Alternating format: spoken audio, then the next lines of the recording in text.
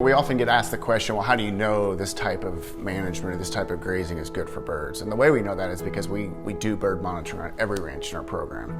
And so at the very beginning of the process, when we enter with a rancher, we'll go out and do baseline bird monitoring, and then we follow that up each year over the next several years to see how the bird community is responding.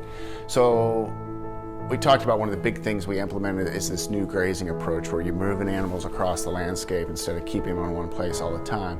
So one of the first things we see in sort of the restoration process is the soil starts to recover.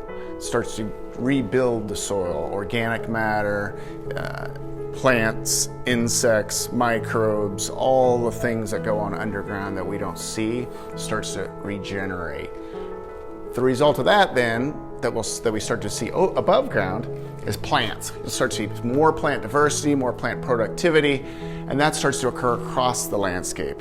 And of course, plants are what birds need for habitat, which is typically what we think about when we're thinking about bird habitat, is we need plants in a certain cover, a certain stature of plants, a certain structure, a certain diversity. So as that starts to happen on the landscape, the places where you see the best bird habitat, that's where the birds are telling us that that's the best habitat from a standpoint of plants, insect diversity, the things they need to survive. So birds tell us what we need to know about the landscape. And I think over time, when we start to really dig deeper and learn more about soil carbon, we're going to find that those places in the landscape that are providing the best bird habitat, I think the birds will be telling us that that's actually where we're also doing well from a standpoint of putting carbon back into the soil.